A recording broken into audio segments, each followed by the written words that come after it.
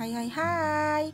Selamat datang di Lovelins Bercerita, channelnya cerita keren. Jangan lupa like, subscribe, dan bunyikan loncengnya ya. Kali ini kita membaca sebuah kisah yang harus kamu baca sebelum jatuh cinta. Novel ini terinspirasi dari kisah nyata, karya Ajeng Maharani. Selamat membaca dan semoga terhibur.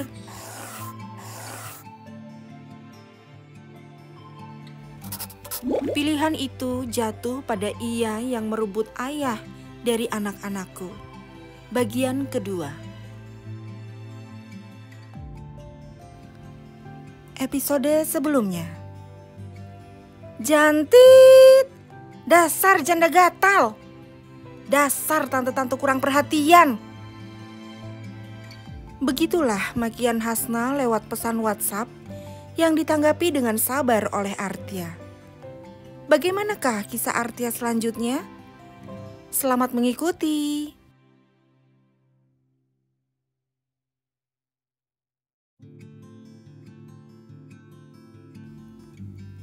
Aku sudah lihat status Hasna tadi siang. Artia memecah keheningan ketika Avanza merah itu melaju pelan di jalanan beraspal yang dibasahi gerimis. Malam kasib. Ricis hujan mengiringi perjalanan pulang mereka dari Malang, rumah Mbak Tiwi. Keluarga Mama Erlin telah turun 15 menit yang lalu. Anak-anak pun telah terlelap di bangku tengah dan belakang. Tidak ada balasan dari Galih untuk ucapan Artia. Lelaki itu tetap menghadap ke arah depan, menekuni titik-titik air yang luruh di kaca dan gerakan wiper yang naik turun. Namun, mendengar kata-kata yang baru saja dilontarkan mantan istrinya itu, dada Galih berkernyut lebih cepat. Ia berusaha tetap tenang, berusaha tidak menampilkan ekspresi apapun. Tapi aku gak marah kok mas, lanjut Artia. Galih bungkam sejenak. Rasa canggung itu mulai menyeruak. Lirih, ia pun mulai bersuara.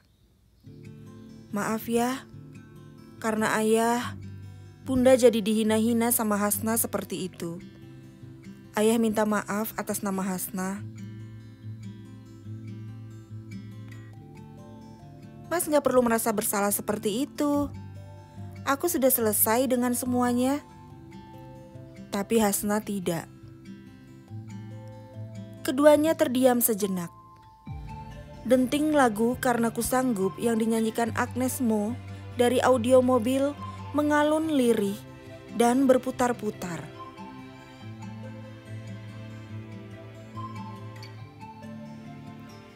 Dia seperti itu karena salahku juga. Aku tahu kenapa Hasna begitu membenci diriku. Artia mengempaskan punggung di kursi dengan pelan. Dibelainya rambut biru yang tengah tertidur di pangkuannya. Dulu, aku pernah mengata-ngatainya dengan kasar dan buruk. Aku menyesal kenapa saat itu kehilangan diriku sendiri. Itu karena bunda marah. Dan wajar kok kalau bunda marah terhadap kami berdua.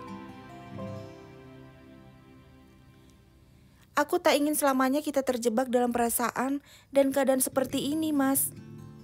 Kasihan anak-anak. Toh, nanti kalian berdua juga akan menikah dan punya anak, iya kan? Kalau kita terus seperti ini, kebencian itu akan jadi momok yang menghantui selamanya. Jangan mewariskan kebencian pada anak-anak. Itu yang terpenting. Mas pasti tahu, hidup kita gak akan tenang kalau perasaan semacam itu terus ada di hati kita, kan? Iya, tapi Hasna gak bisa, bunda. Mungkin Itu karena dia belum bisa menerima kesalahannya sendiri. Bisa jadi, ayah juga gak tahu. Artia mengembuskan napas. Bayangan masa lalu yang buruk itu kembali menyeruak. Ia ingat waktu di mana kemarahan itu mampu menguasai seluruh tubuhnya ketika mengetahui hubungan gelap yang dilakukan Gali dan Hasna, gadis muda yang sudah dianggapnya sebagai adik sendiri itu. Kebencian dan rasa sakit mengaduk-ngaduk ombak laut di dadanya, hingga ia melampiaskan segalanya melalui pesan WhatsApp pada Hasna 6 tahun lalu. Suatu malam, aku pernah berada di titik paling rendah. Ketika masa-masa buruk itu, ketika aku merasa benar-benar lemah dan tidak bisa berbuat apa-apa. Artia bergumam lirih. Matanya menerawang ke arah jendela, menekuri malam yang maha luas di luar sana. Pohon-pohon yang tubuhnya menghitam nampak berlarian. Lampu-lampu jalan melintas satu demi satu, kosong. Hanya kesunyian pekat yang memaharaja. Anak-anak sudah tidur dan aku menangis. Dadaku terasa berat. Aku merasa benci pada diri sendiri, merasa kecil dan buruk. Aku kotor, aku kalah. Pernikahanku gagal. Aku yang keras kepala dan pemberani tiba-tiba berubah menjadi wanita lemah yang tidak memiliki apa-apa untuk dibanggakan. Aku jatuh. Aku benar-benar jatuh.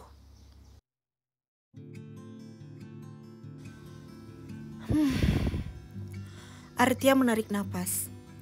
Sesak itu mulai melindap di dada.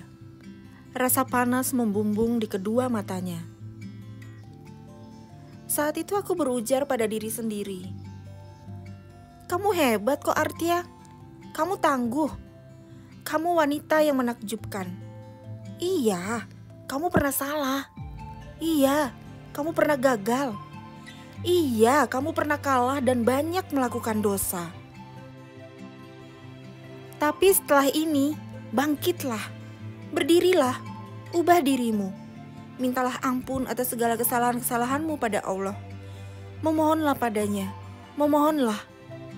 Setelah itu, berlarilah Artia, berlarilah sampai kamu tidak terkejar lagi oleh dirimu yang gagal. Aku percaya kamu bisa. Hei, Artia Maisharani. Aku memaafkan dirimu atas segala kesalahan yang kamu perbuat. Atas kegagalanmu, atas semua amarahmu yang membuat kita berdua menjadi buruk dan jatuh. Aku menyayangimu Artia, dan aku berjanji setelah ini kita berdua tidak akan menjadi wanita gagal yang akan ditertawakan banyak orang.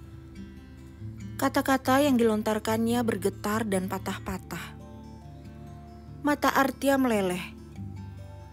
Galih melihat itu dari kaca bagian atas dan segera meraih kotak tisu di atas dashboard. Menarik beberapa lembar dan mengulurkannya pada sang mantan istri dengan kediaman yang penuh makna. Artia mengulas senyum getir dan meraih tisu.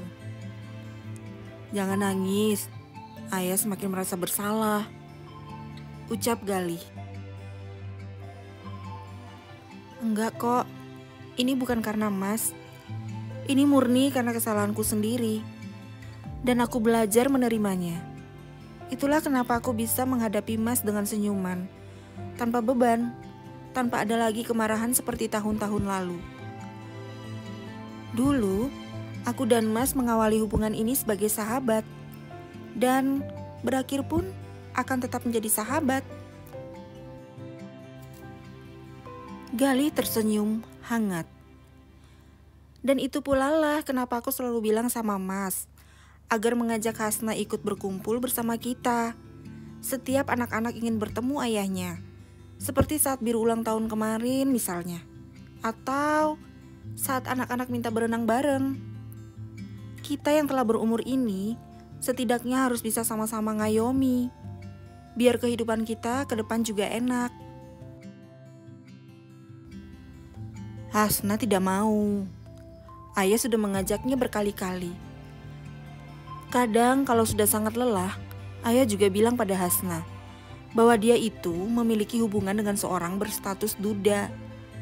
Dia harus mau menerima semua masa laluku, termasuk bunda. Jika tidak bisa, ya silakan cari kekasih yang belum pernah menikah. Artia terdiam. Ia tekun mengusap lelehan air mata dan ingus di hidungnya.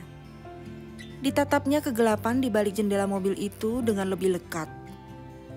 Ada yang terlepas dari dalam dirinya, terbang dan lesap. Ia mengulas senyum, lega. Bunda? Ya? Artia menoleh ke arah Galih. Pandangan mereka bertemu di kaca bagian atas barang sejenak. Lalu berpaling cepat-cepat. Terima kasih ya, ucap Galih lirih. Aku juga terima kasih. Mas masih sesekali mengunjungi anak-anak. Balas Galih. Bantu ayah membalas kesalahan ayah di masa lalu ya. Kita sama-sama berjuang memperbaikinya. Gerimis di luar semakin kerap, menimbulkan suara samar yang menguasai udara. Keduanya terdiam, hening. Segala yang ingin diucapkan mengalir lembut dalam kediaman yang sakral. Tanpa kata-kata, keduanya telah saling mengerti, benar-benar mengerti. Namun, setelah malam yang basah itu, tak ada lagi kabar dari Galih. Dan Artia pun melanjutkan hidup seperti biasa. Wanita yang baru berhijab panjang itu memahami jalan apa yang pada akhirnya telah dipilih oleh Galih saat ini. Hasna, lagi-lagi hanyalah ada Hasna di dalam kehidupannya.